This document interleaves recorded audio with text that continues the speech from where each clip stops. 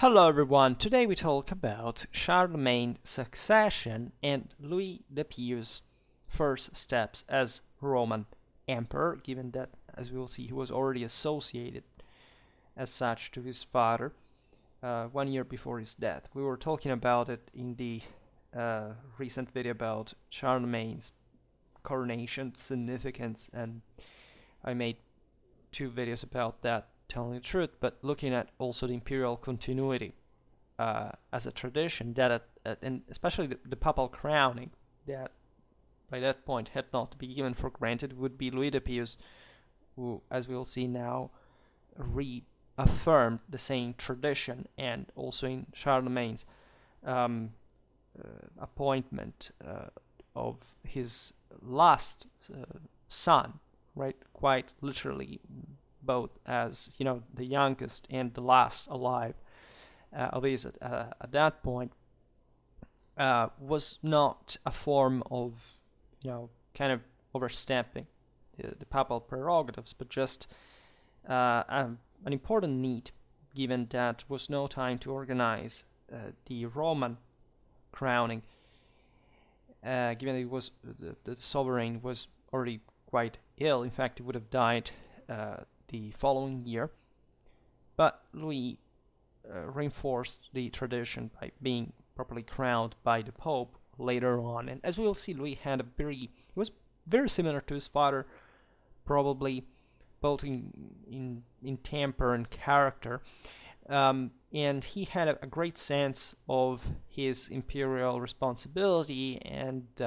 also the broader Frankish, not just Carolingian, but Merovingian legacy, and so a very high sense of power of the dynasty. And Charlemagne and Louis fundamentally were the most effective Carolingians, if anything, because they both remained the only surviving brothers and didn't have to divide power with anyone, despite the fact that Charlemagne still did it with Carloman initially, right before his death. And Louis, as we will see, actually in another video, because today we stopped before the upheavals and also Louis' deposition in the 30s,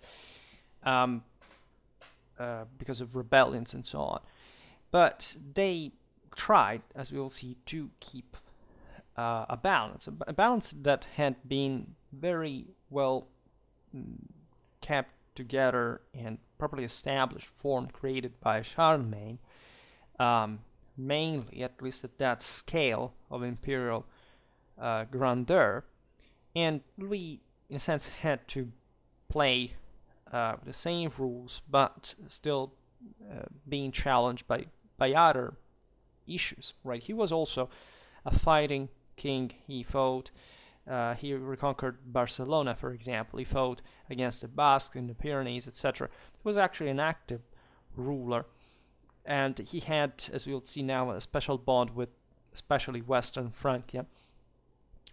But at the same time, he lived in a moment of still kind of maintenance of the empire, rather than further expansion on a large scale, and therefore the internal dynamics that would be highlighted especially by, in fact, his deposition. He managed in the last years of his life to put together everything once again, but as you know, after his death for 3 years, there was continuous warfare between his children that brought to eventually the partition of the empire with the Treaty of Verdun, etc. And this had all to do, importantly, with the same mechanism that had been set by the Franks, and also this issue of succession that is a bit paramount in the story, because the Franks still regarded at every level the succession of all brothers in at least comparably equal terms regarding the inheritance, etc. And the needs of an empire of that proportions naturally were against that, in spite the concept, as we'll see now, of regna, in plural in Latin, meant both the wall and the various Teilreich states, let's say, that made up they were probably pre-existing countries, as you know, and this is true even within the same Frankish kingdom proper. Think about Neustria and Austrasia. That naturally complicated the situation, rather. Now, all the various clienteles that had fought for expanding the empire were remaining, yes, with what they had conquered in part, but now playing for, reaching power internally, right? And another problem is that Carolingian kings, as the Frankish ones, had a lot of children, right? Legitimate, illegitimate, so that there wasn't really a general rule on how to handle this, in spite of the existence naturally specific canons that were, as we will see, also playing a part in this, but the reality of the secular life and power dynamics was quite different as always. As you know, Charlemagne saw the death of 3 of his sons, right? Pippin the Hunchback, that, as the name says, was unfit for rule and at some point rebelled to his father, and he was secluded in a monastery and died there. Then there was Charles the Younger, who was, a valiant figure. He fought in Germany against the Slavs, but he died of a stroke at 39. Then there was Pippin of Italy, who died of malaria at the siege of Venice against the Byzantines, the Venetians, leaving, as we'll see now, that is very relevant for Louis' reign, famously enough, Bernard as his son, heir to Italy, on whose succession Charlemagne agreed. And Louis, however, was by 813 the only legitimate son, given that Bernard was not really, not even just properly the firstborn of the older generation, but he was also an illegitimate son, right?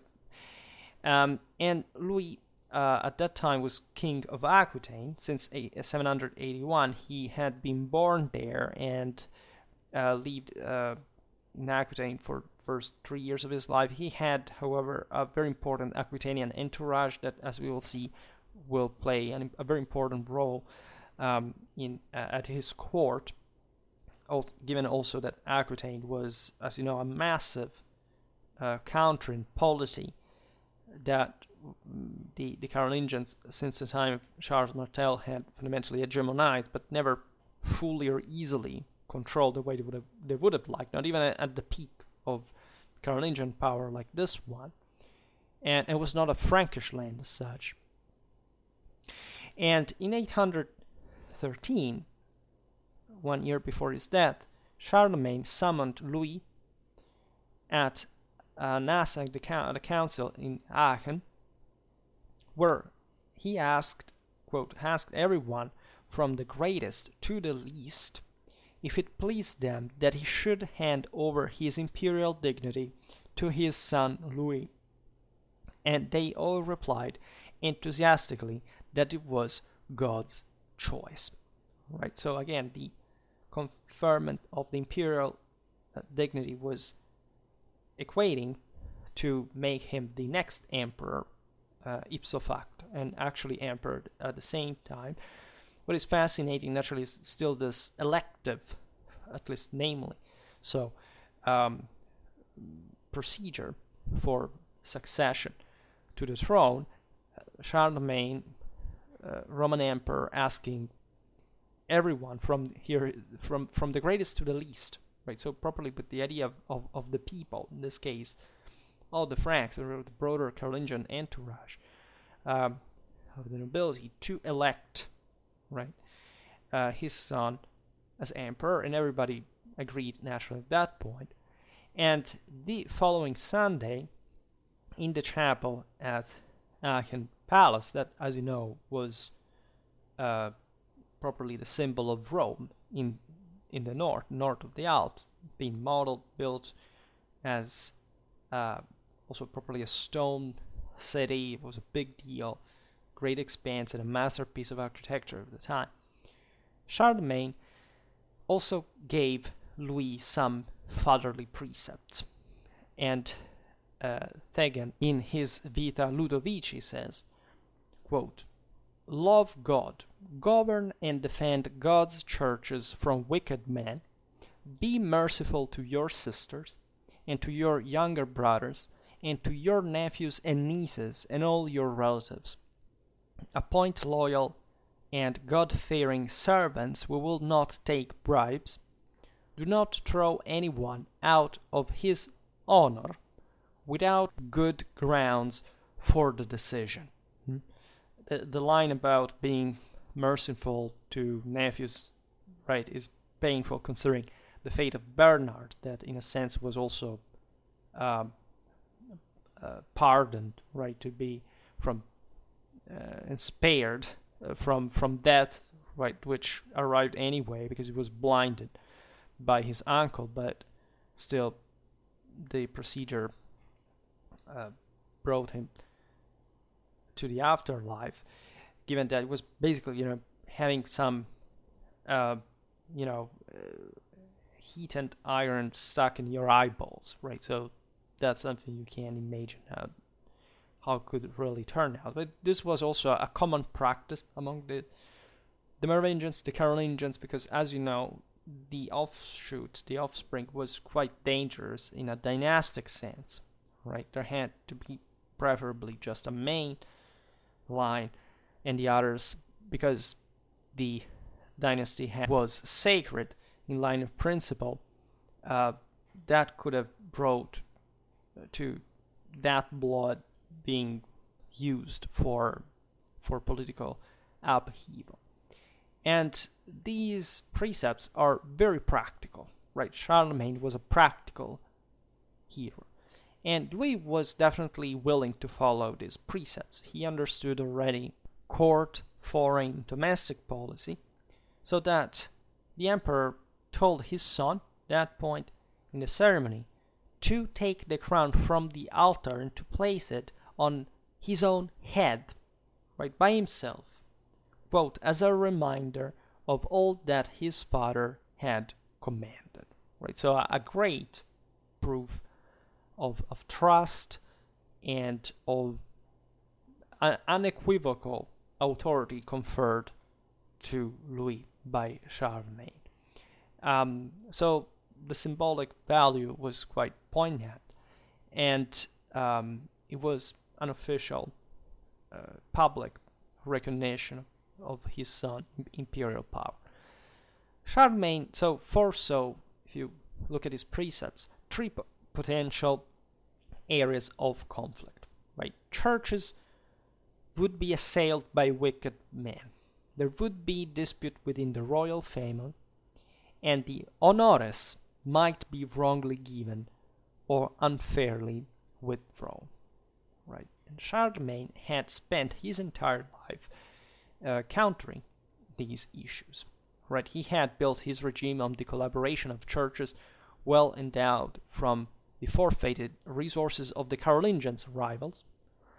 So he had rewarded his faithful lavishly, and secured in the process important centers of power. The churches, as we've explained many times in our Carolingian history playlist, were essentially a public, say, institution. Was the churches, was Rome's, but at the same time, the people who covered the offices came from the same secular nobility. They shared a lot, perhaps even too much with that, but at least their own honores, or beneficia, if you prefer, associated to them, were not divisible like the same secular ones through inheritance splits, right? They cooperated with the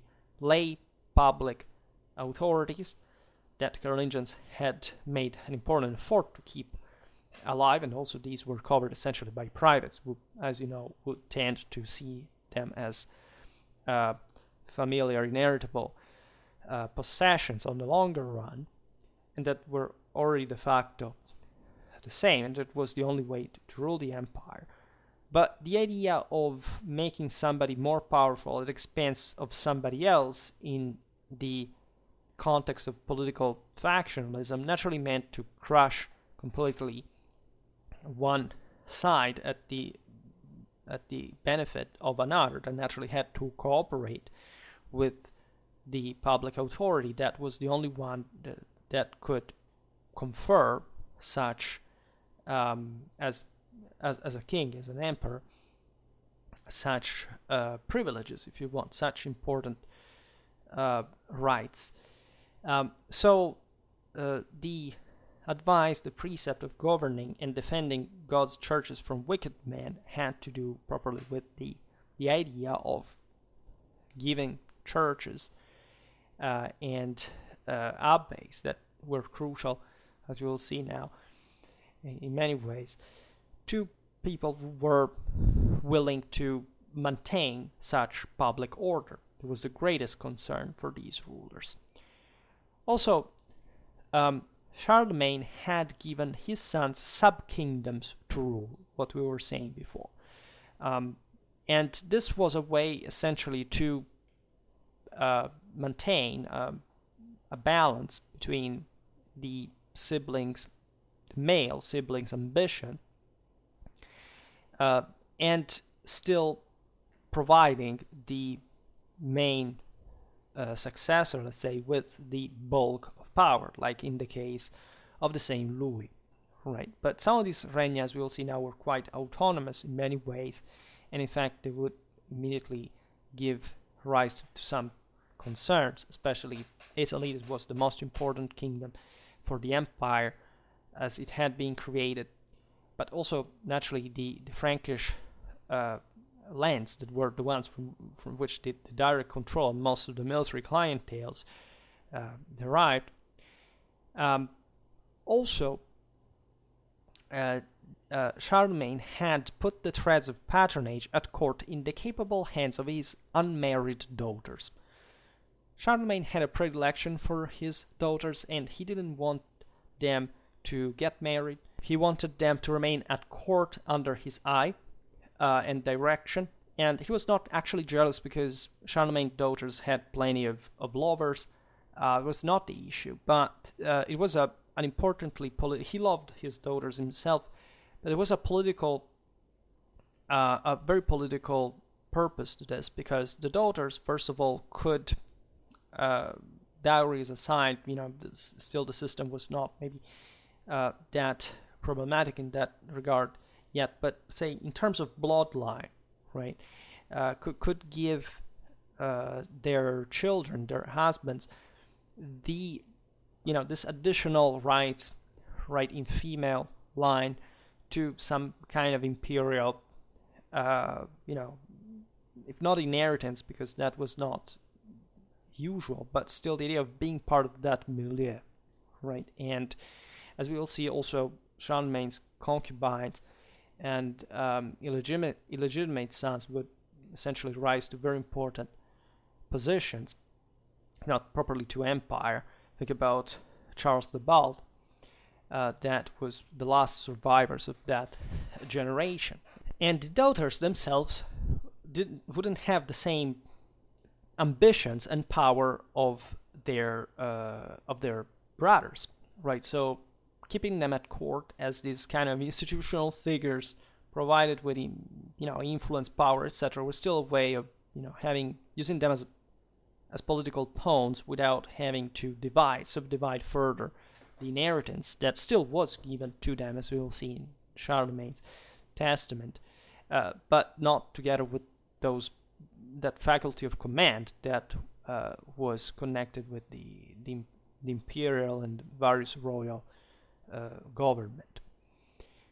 And thus, it's interesting that in Charlemagne's precepts, the emperor says to be merciful first to your sisters and then to your younger brothers, right? In this sense, because the sisters, in a way, would have been or had been somewhat important, even more important than the younger brothers, at some point, and to your nephews and nieces and all your relatives. So there is also naturally an important idea of family, right? An extended one from within which all those ambitions could emerge. So the idea is don't be the first one to break that unity if there is one, right? So try to remain patriarchally in charge and to fit the role of the emperor in absolute terms, even as head of the family.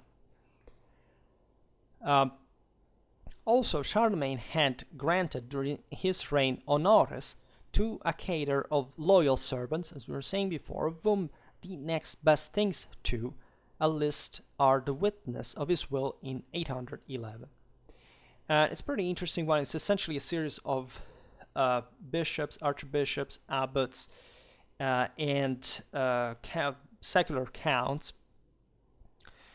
And these include the archbishops of Cologne, Mainz, Reims, and Lyon, and other two, 5 bishops, including Theodulf of Orléans, the 4 abbots of Saint Martin, Tours. Saint Martin is the one of Autun, I think, because Saint Martin of Tours is another thing. Lorsch in the Rhineland, Saint-Riquier near Amiens, and Saint Germain-des-Pres in Paris. Then 15 counts, headed by Vala, that was Charlemagne's own cousin. He was a son of Bernard, a son of Charles Martel. As we will see, Theodulf of Orléans and Vala will be some of the top figures in the empire that Louis will remove from power as he installed himself in full control on the throne after his father's death. And Charlemagne had properly set his son on this church patronage, family management, and distribution of high office that entailed, as we've seen, a great deal of power. If you read Charlemagne's testament, that is incomplete. He started writing it since 811, but it was not complete. We're talking about properly a distribution of wealth, properly large amounts of gold and silver, and important privileges and so on, that went, importantly enough, and first of all at these great ecclesiastical centers. Some others were distributed among cities, right? So in Charlemagne's vision, such big inheritance had to be distributed to public centers of power, right? Lay and ecclesiastical alike, that thus wouldn't disperse further the imperial inheritance. Naturally, the emperor and the kings had all an enormous amount of income deriving from the other possessions of the same realms, etc. So this was just a part of but this was entailed by the succession of Louis to the empire, and as we'll see, the other relatives to the various regna. And Charlemagne again had been the best for his times in distributing this power. Right now, which had largely again occurred by conquering also other lands, distributing the loot possessions. Now, internal policy was about the same territory that the Franks had already secured. So it was an internal redistribution, right? And for the new regime, the situation was not so easy as it would seem. In 814, at his father's death, Louis the Pious inherited an empire that nominally, as such, and unavoidably was a unit, right? The reality, again, was a conglomeration of regna. These were regions, formerly independent kingdoms, even sub-kingdoms created ad hoc for Charlemagne's sons, right? The same word, again, regna, served for the whole and the single parts, stressing the unit of the ensemble, but still the actual relevance of the various components that very often, as we were saying before, were also properly made up by different countries, other peoples that had traditionally been autonomous from Frankish power, and that just recently had been brought more decisively under the Carolingian rule. The most important lands in absolute terms, speaking of properly amount of population and agricultural production, were in the west, right? A very large west. That is, the lands that lay westwards of the river Meuse and the Alpine Massif, that embodied perhaps the most reluctant reign of the reign, not because they were too distant from the Frankish political and social model, but exactly because of this. As you know, it would be Western Francia to disgregate more than all the other kingdoms. Germany and Italy paradoxically wouldn't, because even though they had been conquered by the Carolingians. And the reason was that, of course, also in areas like Provence, Septimania, and Burgundy, which bordered the heartlands of Francia herself, were similar, had been absorbed, influenced, kind of modeled, but on the same Frankish system. Especially Burgundy was, can't say, I made a video exactly about this, the part that together with Neustria had made up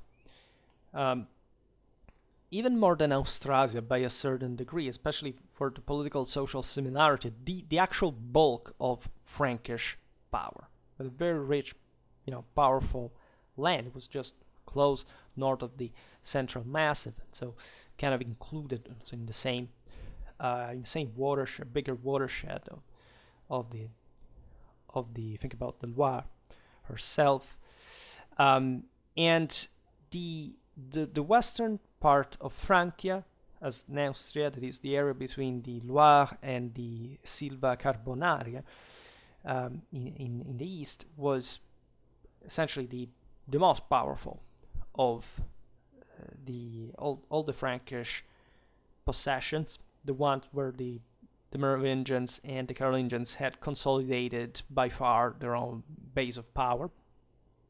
And then the huge Aquitaine, where, as we've said, Louis had been born himself. It was traditionally different, probably from a cultural point of view, land that had never quite liked Frankish occupation, presence, had created problems, especially in the far south. We made a video about the Basques and how they interfered. The same Visigothic influence historically in lands like Septimania. Provence had made always of Occitania the south of today's France, but at that time really other countries, France being just, in fact, Neustria and Austrasia, technically. An enormous country that was crucial for the balance of the empire, and that Louis knew in this sense also better than his predecessors. Louis clearly planned to continue Charlemagne's system of familial devolution. It was important to secure succession, and through this strengthening the fealty of those lands that would have been controlled chiefly by his sons. In fact, immediately after Louis' accession, he sent his own second son, Pippin, that was 14 at the time, to rule Aquitaine, and his eldest son, Lothar, to Bavaria.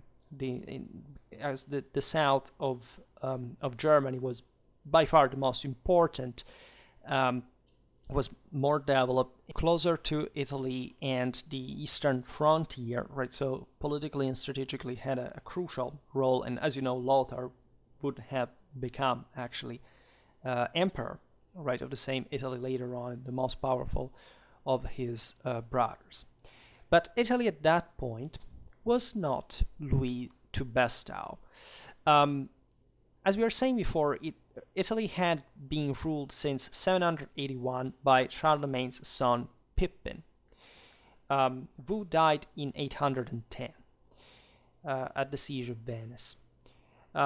Italy, as we know, was the most important kingdom institutionally within the empire because it made the empire itself. Without the control of Italy, the papal crowning in Rome was impossible, and the land was just more civilly developed than any other of the Carolingian Empire, and importantly, especially in a urban and juridical tradition that the Longobards had developed radically in a way that was unknown fundamentally north of the Alps. And for this reason, such land was so important, and Charlemagne had, in fact, entrusted to his trusted son, even accepting, in fact, his grandson's succession at the moment of establishing Louis as imperial successor in 813. And in spite, the grandson, Bernard, was not a legitimate son, shows the extreme care with which Charlemagne had treated the Italic kingdom. The problem of having born out of a concubine put, however, Bernard in important trouble, especially in front of the Carolingian clergy that altogether, but not entirely, was now insisting on such legitimacy, as, if anything, as a qualification for kingship itself, right? It was not a matter of countering Charlemagne's decision about who had to rule in the various regna, and even though this was such a significant one, but properly kingship itself was to be clothed with a legitimacy that a natural son didn't have, was not provided with.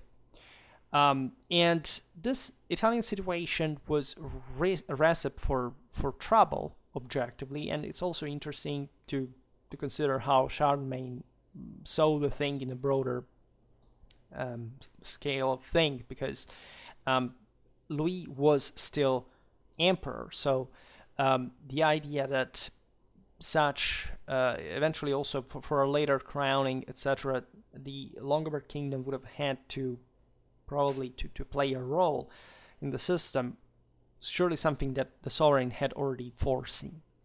And in fact, trouble would occur, as we will see now.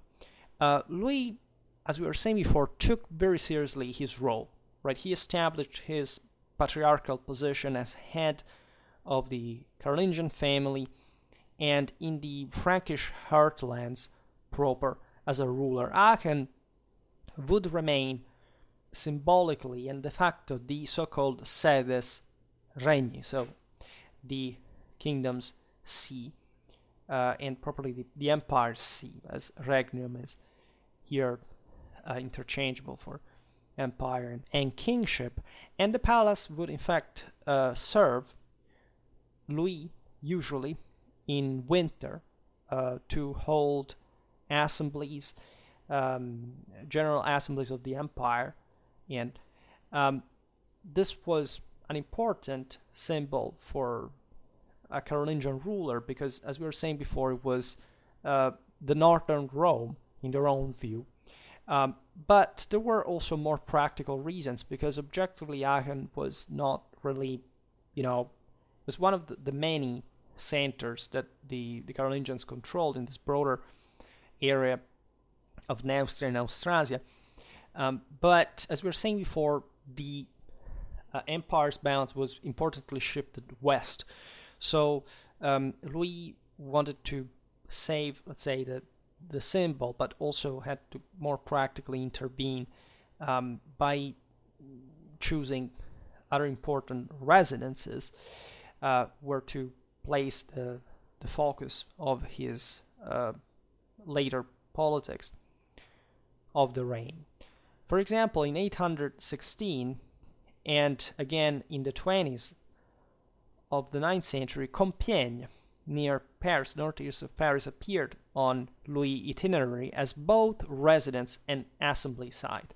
Naturally, the Carolingians had various residences scattered, especially in the Frankish heartland, but also in important centers of the other regna. And these were all kind of old Merovingian residences, where in other Roman cities, etc., where there had been, as we were saying before, also some important build-ups of public power due to the same function that a city can provide with. And the greater part of the Carolingian military clienteles on which the empire rested gravitated around Neustria. And since Louis had a strong sense of ideological continuity with the Frankish past, and also with this Merovingian sand basin power base, fundamentally, in 816 he organized his own reconnoitration at Rheims, the ancient Duro Cortorum, as Clovis, as emperor, and especially now, because of the latter status, by Pope Stephen IV. This latter papal crowning, as we were saying before, officialized and formalized the connection between the Frankish Roman Empire and the papal crowning that later on would occur in Rome for the aforementioned importance of the Longobards kingdom, and for good, by the way, because this tradition was fundamentally reinstated without any other diversion, right? And albeit at this time, say it was not to be given completely for granted, still the Carolingians had seen the crucial benefit that could derive from this papal connection that, after all, had been always very strong in France since Clovis times. At the same time, Louis crowned his wife Hermengarde as empress, right? And this echoed symbolically, in turn, the papal consecration of the first Carolingian queen, Pippin the Short's wife, Bertrada, in 754, just a year after, fundamentally, the papacy had declared the Pippinids Arnulfings as rightful kings of the Franks, right? So supplanting the Merovingian dynasty, or what was left of it. Also, Louis declared the intent to privilege his own descent line as against that of his deceased brother Pippin of Italy, and we will see how it will dramatically end, at least in another video, but I already spoiled you about that. In any case, Louis had definitely already grasped the levers of power and patronage at the court. He sent his own sisters to Western Frankish convents to secure kind of that familiar tie with this important foundations. Also, he had his uncle, great uncle, if you want, Vala, tonsured to Corbie, and his Vala's brother Adelhard, erstwhile abbot of Corbie, into monastic exile at Noirmoutier, Hermoutier at the time, on an island of the Aquitanian coast.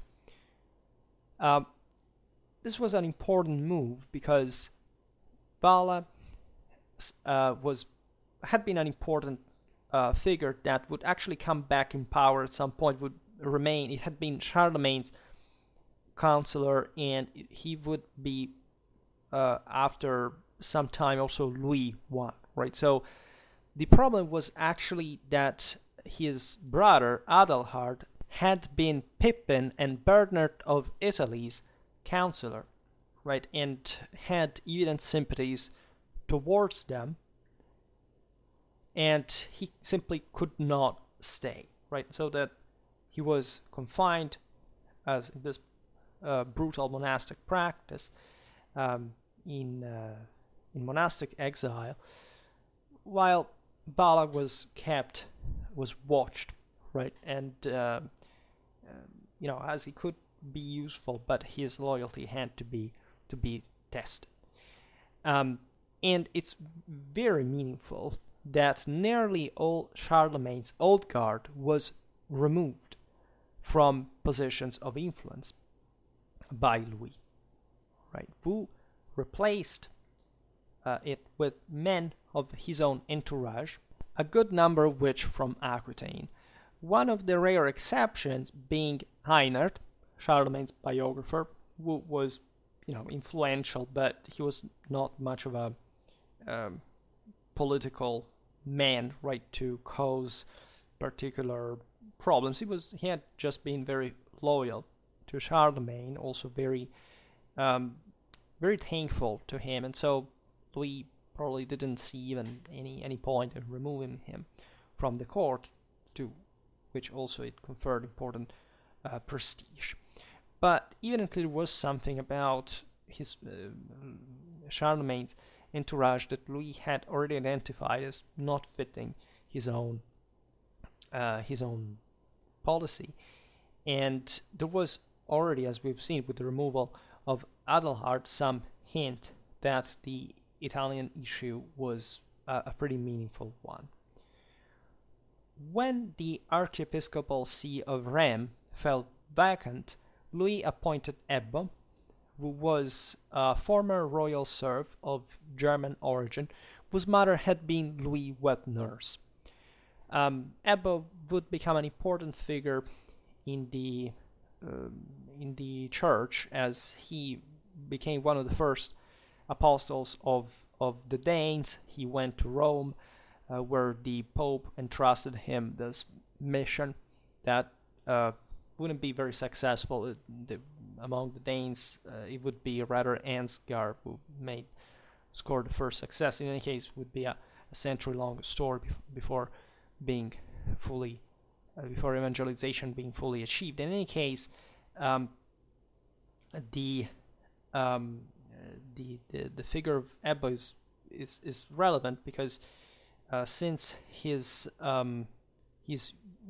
youth had manifested an important intelligence that Charlemagne noticed, for which he had freed and educated the boy, and so the fact that Ebbo's mother also had nourished Louis probably made the two feeling a bit like brothers, and there was also an important symbolic value that the freeing of a servant who would eventually rise to such high levels had in a community dominated by noblemen, right? So it was a way to reinforce the centrality of imperial power by showing that such individual could rise to such great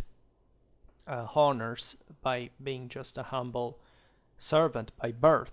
And this was a bit what also Charlemagne and, in fact, the same Louis were using as a mean of, say, countering the nobility. You know that Charlemagne also rose to very high status. Some of his, for example, military men, like the ones from his army that were maybe just of a humble birth but had distinguished themselves, and therefore nobody could really tell them, that they hadn't won the imperium in a sense.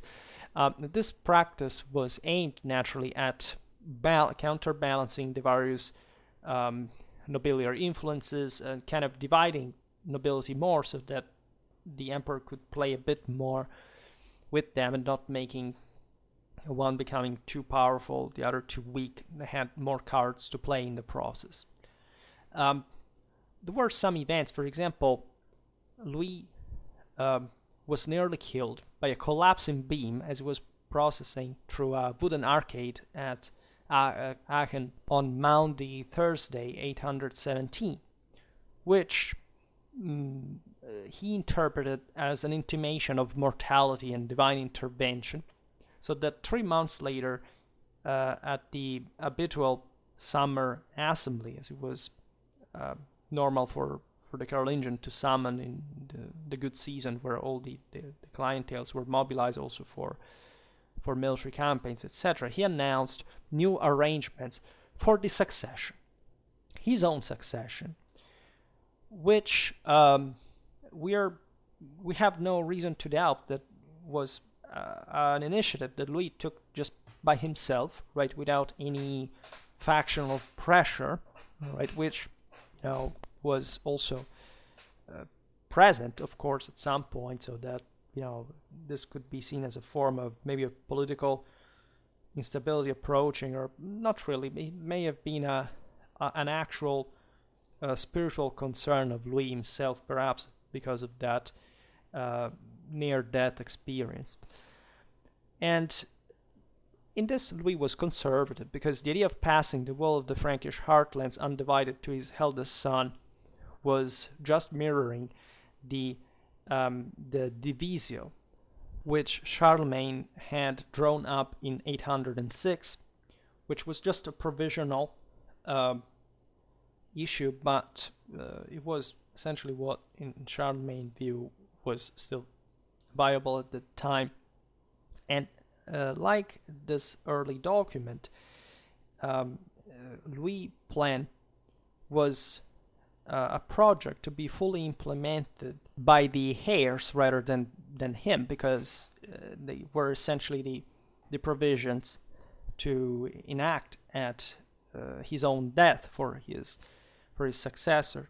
And albeit stressing the unity of the Frankish heartland, the cohesion of which was still regarded as properly the bulk of power, of Frankish power, because it really was, but later on would be divided. Through such provision, Louis confirmed his younger sons Pippin and Louis as sub-kings respectively in Aquitaine and Bavaria. And interestingly enough, this division somewhat mirrors the one that would occur at Verdun, right? Later on, at least for the spheres of influence, with a west, a center, and an east. As for Lothar, there was a significant difference between Charlemagne's succession plan and that of Louis, because in 817 not only was the eldest son promised the whole of the Frankish heartlands in the fullness of time, right, as we just said, but explicit provision was made for the continuance of an empire after the father's death as a fraternal coalition under the authority of the senior brother, which was an issue that Charlemagne in 813 sadly didn't have, in spite of, again, still the Italic problem, let's call it this way. For Louis it was different, because he had more legitimate sons to already, say, introduce, right, in that kind of idea that they would have had to cooperate with the eldest, Lothar. And also for this reason, Lothar was immediately made co-emperor, right? It would be crowned in Rome, and so reinforcing again that Frankish-Roman connection, and also the Italian one, which sees how Louis was already thinking about Bernard's problem. Though these arrangements privileged all Hermengarde's sons over the other Carolingian king, their most obvious implication was also that Lothar and a faction supporting him was very influential at court already. Because, of course, these sons had already their own entourages. They were backed by the various clienteles. They had important interests in expecting their the horse they had bet on to win the race and to secure more power for them in the future.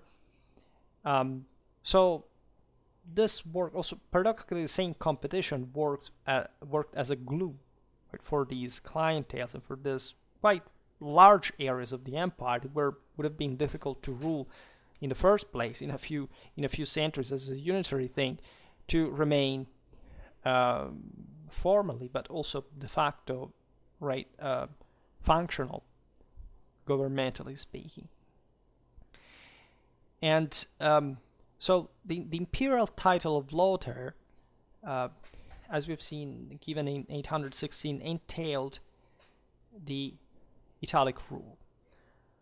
And the 817 Ordinatio Imperii by Louis shows this fully, because in this broader settlement of the Regna, the emperor doesn't name his nephew Bernard, which was a very upsetting thing, because imagine that you rule in this case in the Italic kingdom, so you're established there. Your father was Charlemagne's son, and he was king of Italy, and your grandfather, the universal emperor, has given you green light for ruling, even though you are an illegitimate son, etc. Then your uncle makes that has become emperor, makes a broader organizational plan of the empire, and you are not present in it, right? And on the contrary, it says that one of your cousins, that his heir incidentally will become emperor, so entailing again a papal connection, so interfering with a kingdom that is yours exactly because, and also kind of the most important for the empire because of that papal connection, and you are not there, right? So initially, actually, there was no hostile, say in the Ordinatio, there was no hostile measure, provision taken against Bernard, right? And given that in fact Bernard's rule was not countered officially and was still recognized, Bernard was not stripped. Nobody talked of his own kingship. Nobody talked about that. There were surely a lot of talks, as we were saying before, about his fitness to rule, his legitimacy as a natural son. But it was evident there was something behind the whole thing, and there were especially Theodulf of Orleans and perhaps also Anselm of Milan as prominent archbishop in the empire, who began to advise Bernard in a kind of a warning sense, meaning your uncle wants to take you out. Bernard would be brought to rebel, right? So starting the hostilities, or at least this open enmity before Louis.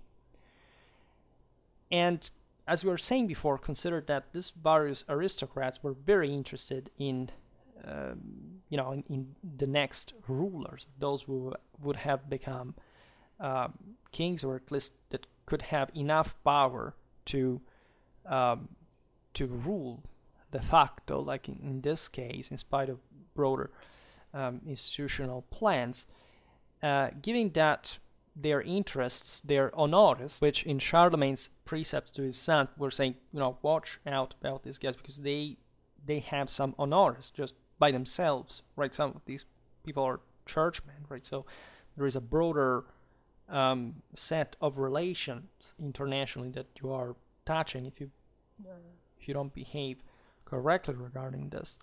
And there, these political interests would be mirrored from within the same court, right? So what actually happened is that Bernard, made this first step, but Louis marched with his army at Clermont, ready to cross the Alps into Italy. So at that point, Bernard, that had not factually, let's say, taken up arms yet, but was essentially defending his own prerogatives, went with some of his followers to Saint Clermont, where he was obliged to depose arms and was captured, was brought in Aachen, and eventually blinded and killed, more or less unintentionally.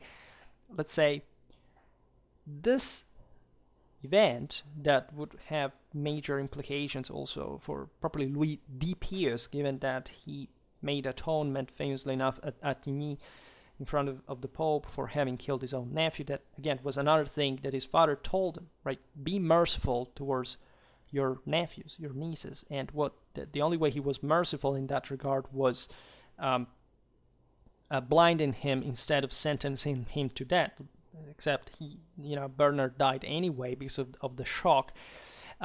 Yet this was still a functional way to take out the various branches, Carolingian offshoots that could claim that power, given consider that Bernard had also a couple of brothers that were exiled in monasteries as well, that where they lived the rest of their lives. So this was all a very convenient plan from one side to properly eliminate those branches that could cause further splits in the empire, especially in this, again, unsettled institutional situation of Italy, that also entailed some influence on other lands. For example, Rhaetia, even the same Bavaria, partly Carinthia, were importantly influenced by Italian affairs, and the first ramifications of a broader rebellion that did take place, while originating in Italy, had repercussions in Rhaetia, and at first sight improbably, but still mirroring again the factional split that did exist from within the same Neustria, and thus the Frankish heartland core in the Loire Valley, right? So in places that were crucial also for Louis Neustrian and Aquitanian connection, given that the border between Aquitaine and Neustria was the same Loire Valley, and along which loss of major lay and ecclesiastical powers laid. So it was a mess that would trigger some of, in fact, the first upheaval in Louis the Pious reign, and that we will talk about another time. But just speaking of the delicacy of the situation, also from Louis' side, evidently the awareness that there was another, say, faction ready to even to take up arms to defend Bernard's prerogative. At that point, the Transalpine lands were more powerful than Italy, so that Bernard simply, as we've seen, goes to Clermont without launching an offensive. Practically, he couldn't. But within the same Transalpine lands, the situation was much more fragmented than it seemed, and this already preludes to the broader divisions of the empire later on that were also not so obvious, nor so easily outlineable, right? We think, well, after all, the Eastern Frankish Kingdom, Western Frankish Kingdom had to take the form they would because they kind of mirror the modern countries, etc. Well, not quite, right? As this we've seen, if you look at the Charlemagne's Divisio or other arrangements were done, all these sub-kingdoms were carved. For example, even Charles the Bald initially had a smaller part was carved exactly for him ad hoc. But they were the process sometimes even of kind of a relatively random divide, right? It could give life to other kingdoms, other districts, compared to the, say, the political geography that we are habituated to see eventually, especially after the Treaty of Verdun, Mersen, etc. In any case, we'll look at these things hopefully in other videos, and surely at least I want to do it, and there's really a lot to talk about relatively to this stuff. In any case, for today I stop it here. I just hope that you enjoyed this video. If you did, please share it, otherwise leave a like or subscribe to my channel if you're interested in my upcoming content. And for now, I thank you heartily for listening to me. I wish you a nice time and see you next time. Bye.